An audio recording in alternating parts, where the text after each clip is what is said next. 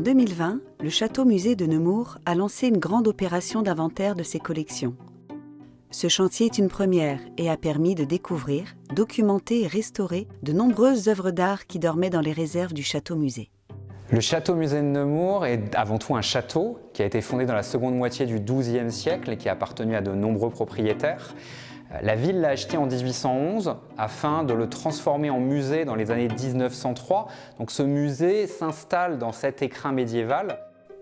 Symbole de l'histoire de la ville et rare témoignage de l'architecture militaire du XIIe siècle en Île-de-France, le château est classé monument historique. Il est ouvert au public et transformé en musée au début du XXe siècle grâce à 3 artistes de Nemours.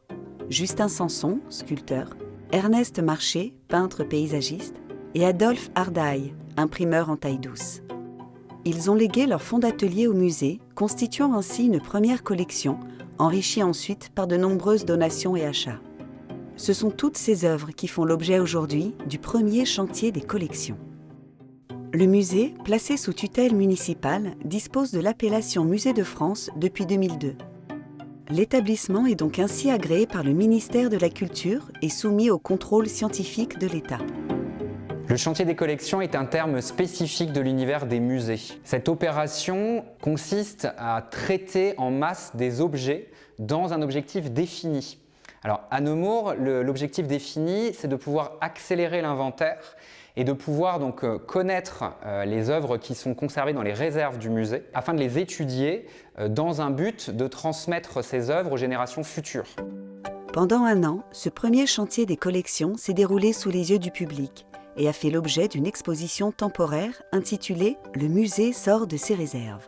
L'idée étant de faire découvrir aux visiteurs les actions scientifiques qui s'organisent sur les œuvres et qui d'habitude s'effectuent dans les coulisses, dans les réserves des musées. C'est beaucoup moins encrassé au centre en fait, c'est là que c'est sale et il y a des zones corrodées. L'idée, c'est vraiment de rendre visible l'invisible. La part d'humain est très importante dans une opération de restauration vis-à-vis des œuvres. Il faut imaginer des hommes et des femmes qui travaillent souvent dans l'ombre par passion et qui mettent au service des œuvres leur technicité, leur savoir-faire et tout cela dans un but de partage et de permettre aux visiteurs ainsi une contemplation et une possibilité de pouvoir s'enrichir face à elles.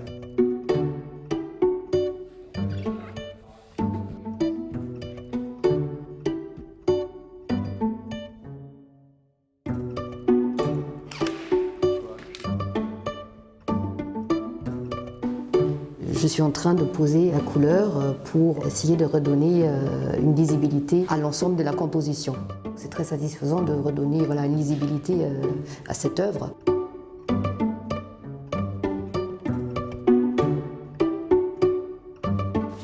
L'esquisse en terre crue, c'est vraiment un objet qui est très touchant et vraiment particulier dans la mesure où c'est vraiment le premier jet du sculpteur. On a vraiment la première étape, la première pensée du sculpteur dans son processus de création. Sur ces sculptures, on a les traces encore des empreintes digitales du sculpteur, enfin, c'est très émouvant. Il faut que tu me donnes le titre de l'objet. Pistolet. Plusieurs phases sont nécessaires au déroulement d'un chantier des collections. Chaque objet du musée passera par une chaîne opératoire composée de 6 étapes.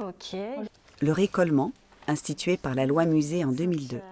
Cette action vise à vérifier la présence de l'objet dans les collections, sa localisation, son état et sa conformité à l'inventaire. Toutes ces informations sont enregistrées sur une base de données qu'on appelle ActiMuseo. Et il faut savoir que ce récollement, c'est une étape très importante dans la vie des collections d'un musée, puisque c'est une obligation légale. Le marquage permet à l'œuvre d'être identifiée et constitue une preuve de son appartenance à une collection publique. Le dépoussiérage est une opération de conservation préventive, réalisée avec un pinceau et un aspirateur portable filtrant les particules les plus fines. La prise de vue photographique est un moyen d'identification des œuvres grâce à plusieurs photographies, de face, de dos, de profil, des marques et des inscriptions.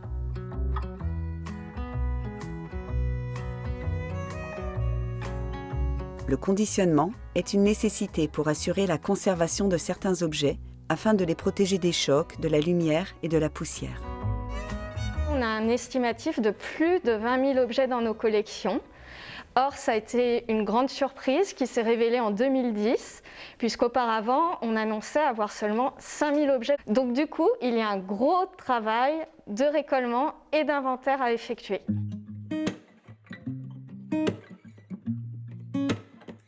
Enfin, une dernière étape ne concernera qu'une partie des œuvres qui feront l'objet d'une restauration minutieuse menée par des professionnels extérieurs au château-musée. On est sur un cadre en bois doré dont la peinture de Joseph Félix Bouchard date de 1886. Il va y avoir un gros travail de nettoyage. Il y aura aussi des comblements sur toutes les zones qui sont lacunaires. On vient déjà retirer la crasse en fait, qu'il y a en surface. Et ensuite, on utilise un autre solvant pour venir retirer la bronzine, ce repeint qu'il y a eu. Le patrimoine et le nombre d'objets étant si importants dans les collections du Château-Musée de Nemours, un seul chantier des collections ne suffira pas à aller jusqu'au bout de cette action. Il y aura sans doute 2 à 3 autres chantiers des collections qui devront se faire dans le futur. Nous avons hâte de pouvoir renouveler cette opération afin d'aboutir à l'accomplissement de la connaissance de ces œuvres et honorer la mémoire de ceux qui les ont créées et qui les ont données au musée.